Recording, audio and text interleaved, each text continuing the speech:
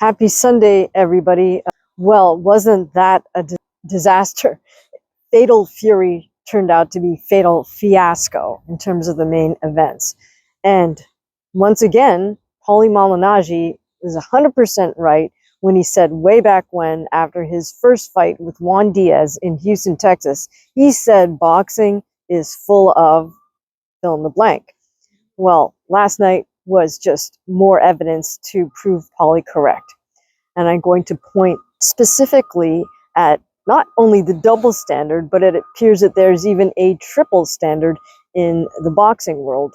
If we look specifically at how the three runners were evaluated between the main events Friday night and the main event on Saturday. So I am referring to the three runners as Devin Haney, Efe Ajagba, and William Scull. There are those who would say that, well, the objective of boxing is to hit and not get hit.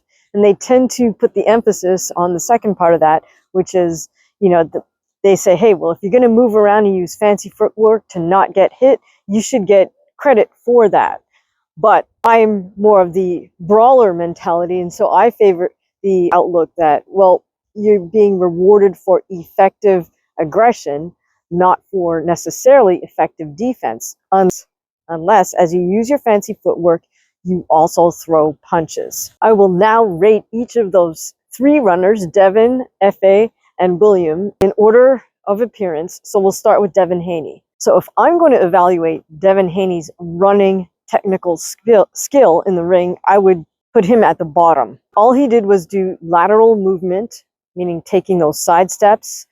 He was able to go smoothly to his right side, but when he tried to cut back to his left, he could only take a few steps to his left because he commits the crime of crossing his feet. Now that's a skill I would have expected that would get trained out of him when he was an amateur.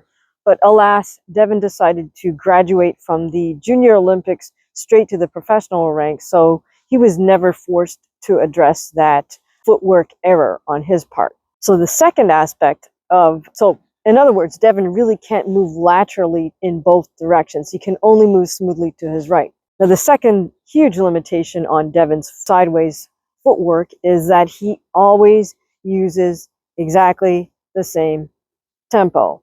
He steps in a predictable manner. The rhythm's like, he doesn't switch it up in terms of going da da da da or whatever to try to trick his opponent so his opponent can't get a read on his timing. Devin also never varies the width of his footstep, which is another way to throw off your opponent in terms of not allowing them to get a read on your rhythm.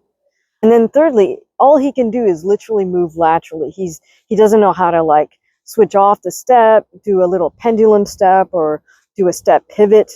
This is what I would expect from a world-class fighter in terms of using evasive footwork. Devin Haney's lateral movement is sub-advanced amateurs. I would expect far more from an elite level amateur fighter than what Devin displayed versus Jose Ramirez. Let's look at a third aspect of Devin's lateral movement. The whole point, again, of using evasive footwork is to then set up a counter or be set to throw a counter when your opponent tries to cut you off. Well, to his credit, at moments, Devin Haney did sort of explode forward and land a couple shots on Jose Ramirez. However, when Ramirez closed the distance on Haney, what did Haney resort to consistently? He threw two underhooks and just clinched up. He showed us that, again, he's just absolutely not willing to learn how to fight on the inside. So if you're going to be trying to use evasive footwork and then you resort to clinching when the distance gets closed, that shows me that all you want to do is run away. You're not looking to move so you can set up a counter. That's why Devin Haney's lateral footwork comes in a dismal third out of these three runners. Now, ironically, here's where, I'll come back to this later. Now, the next runner that appeared on our screens was none other than Efe Ajagba in his heavyweight matchup with Martin Bakole. Now, I will be honest, out of all of the fights between Friday night and Saturday, I really wanted to see Martin Bakole. That's why I wound up doing 3 lives, one for Friday night, one early on in the undercard to catch Martin Bakole, and then of course, for the main event. Now, as far as Efe Ajagba's lateral movement, I give him a little more credit because he was able to change up the rhythm a little bit. He did throw punches off of his lateral movement. He was able to do a step pivot. He changed his looks, unlike Devin Haney. The key thing here is that Efe Ajagba did throw punches off of his lateral movement.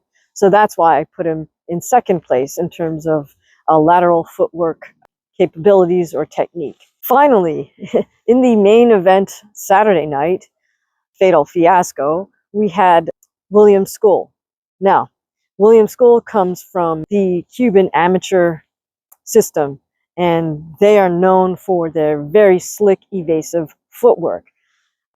When I'd never watched William Scull before last night, but as soon as he started moving around, he reminded me a lot of other Cuban fighters like Lara, like Guillermo Rigondeaux, even though he's not quite as advanced as Rigondeaux is. I believe part of that is just due to Scull's physique. He's that tall, lanky fighter. So he's not going to do movements like Rigondeaux does where he bends down and pivots underneath and weaves. Nevertheless, out of all three runners, by far and away, William Scull was the most technically sound. We could almost elevate that to the word artistic. The thing is, he didn't have enough of an aggressive opponent for him to display all of his evasive skills. However, what did William Scull do that was so beautiful? Well, he moved to his right and to his left seamlessly. He changed up the rhythm when he was going to shift directions, which is what really gave Canelo trouble, hunting him down. He changed up his step rhythm.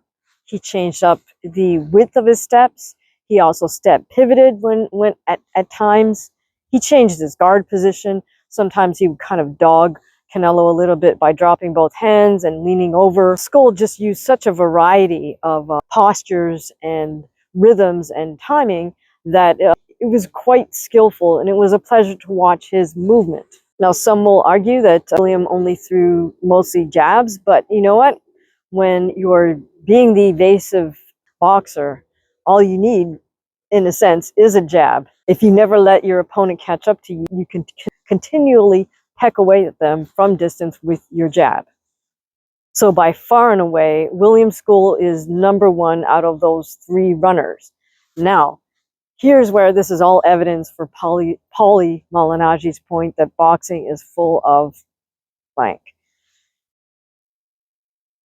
Devin Haney, who is the least skilled at this lateral movement, walks away with a win.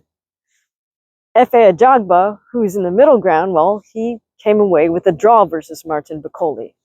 And last but not least, the most skilled at this lateral movement run and hit style is walked away with a loss. A loss not only, a loss on his record, but also a loss of his belt.